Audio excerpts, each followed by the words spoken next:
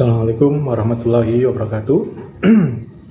Tugas pemaparan materi kedua Budi Pekerti Madya warahmatullahi wabarakatuh. Sejarah agama dan dampak intoleransi. Agama adalah sistem yang mengatur tata keimanan atau kepercayaan dan beribadatan kepada Tuhan Yang Maha Kuasa, serta tata kaidah yang berhubungan dengan pergaulan manusia dan manusia serta lingkungannya. Ini menurut KBBI, Kamus Besar Bahasa Indonesia.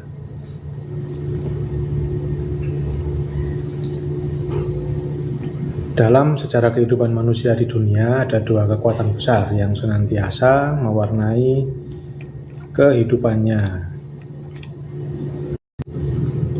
yaitu kepercayaan, agama, dan filsafat. Agama itu seperti pohon di mana tumbuh menjadi satu dan bercabang-cabang. Agama atau kepercayaan ini adalah penguat dan identitas kelompok yang menganutnya. Mereka bahkan berani mati demi mempertahankan kepercayaannya tersebut. Bahkan tidak jarang dari mereka yang mengorbankan harta, pikiran, serta tenaganya untuk mempertahankan kepercayaan. Oleh karena itu muncul pertanyaan, apa saja agama yang ada di dunia dan bagaimana sejarahnya. Di sini saya akan coba sampaikan sejarah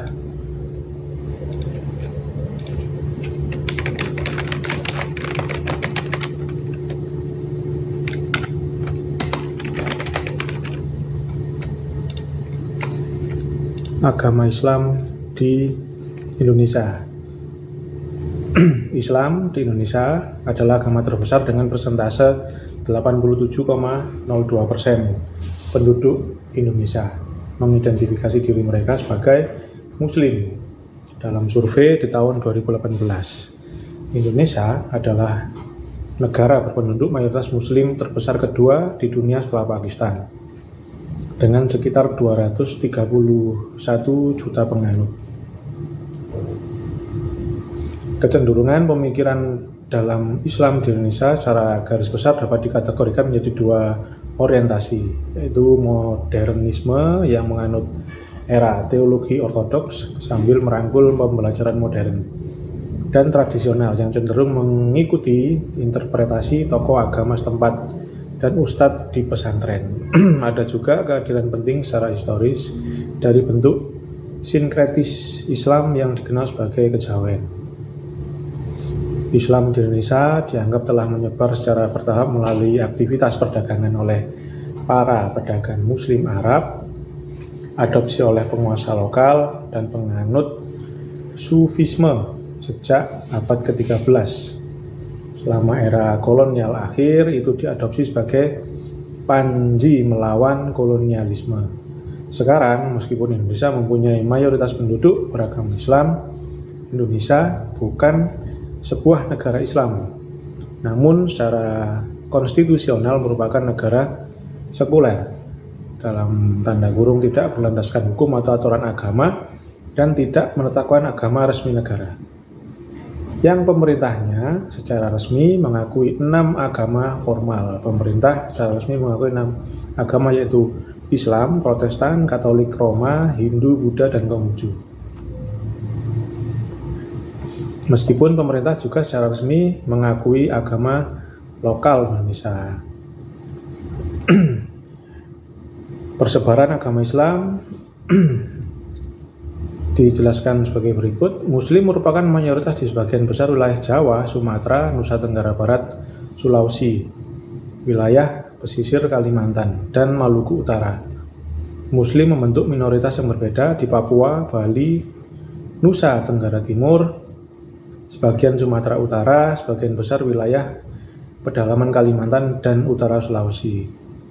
Bersama-sama, daerah non-Muslim ini awalnya merupakan lebih dari sepertiga dari Indonesia sebelum upaya transmigrasi besar-besaran yang disponsori oleh pemerintah Soeharto dan migrasi internal spontan baru-baru ini. Migrasi internal telah mengubah susunan demografis Indonesia selama 3 dekade terakhir. Ini telah meningkatkan persentase Muslim di bagian timur negara yang sebelumnya didominasi Kristen. Pada awal 90-an, orang Kristen menjadi minoritas untuk pertama kalinya di beberapa wilayah Kepulauan Maluku. Sementara transmigrasi yang disponsori pemerintah dari Jawa yang berpenduduk padat dan Madura ke daerah berpenduduk lebih sedikit berkontribusi pada peningkatan populasi Muslim di daerah pemukiman. Kembali, tidak ada bukti yang menunjukkan bahwa pemerintah bermaksud untuk menciptakan mayoritas Muslim di daerah Kristen peninggalan Belanda tersebut. Berikut datanya untuk jumlah agama Islam di Indonesia berdasarkan provinsi dan kawasan. Baik, selanjutnya perbedaan Islam di Indonesia.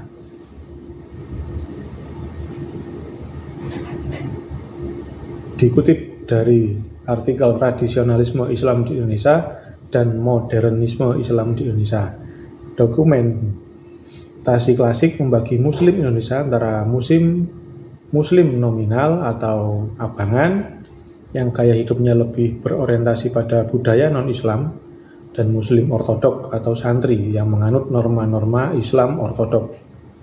Di Jawa, santri tidak hanya merujuk pada orang yang secara sadar dan eksklusif Muslim, tetapi juga menggambarkan orang-orang yang telah melepaskan diri dari dunia sekuler untuk berkonsentrasi pada kegiatan kebaktian di sekolah-sekolah Islam yang disebut pesantren.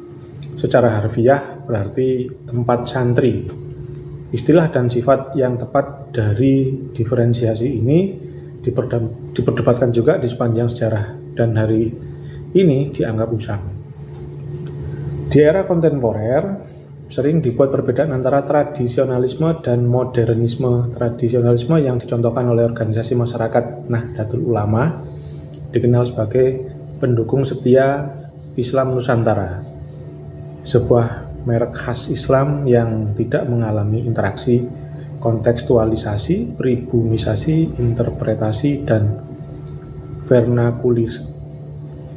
vernakularisasi sejarah dengan sosial budaya kondisi di Indonesia.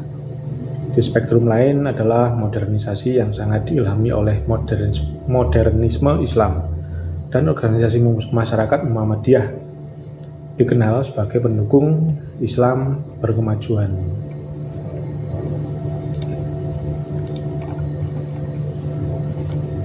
Berikutnya, faktor dari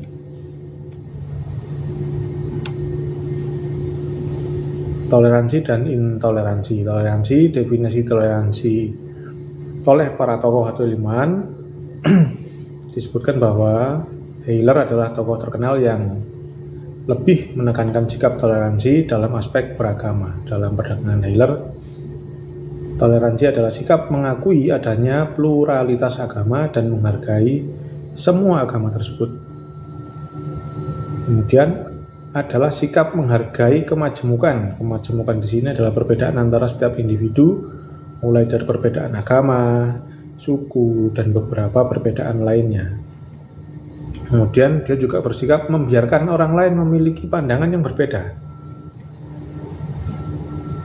Pada umumnya, manusia selalu memiliki perbedaan pandangan atau pendapat. Perbedaan ini harus dibiarkan selama masih ada koridor yang benar. Kesimpulan dari dan dampak dari intoleransi adalah yang pertama, perselisihan, yaitu sulit atau menjauhi watak utama, yaitu watak menerima. Yang kedua, menjauhi kedamaian, ketenangan, dan ketentraman hati. Memiliki watak rasa kuma, yaitu kuma luhur, kuma wasesa, kuminter, kumalungkung. Letaknya persatuan dan kesatuan bangsa. Pelanggaran larangan paliwara. Tidak mematuhi Undang-Undang 1945 pasal 29 ayat 1 sampai 2. Tidak mematuhi bab 7 KUHP pasal 300 sampai 305 tentang tindak pidana terhadap agama, kepercayaan, dan kehidupan beragama atau kepercayaan. tidak mematuhi pasal 22 Undang-Undang HAM. Setiap orang bebas memeluk agamanya masing-masing dan beribadat menurut agamanya yang dipercayainya tersebut.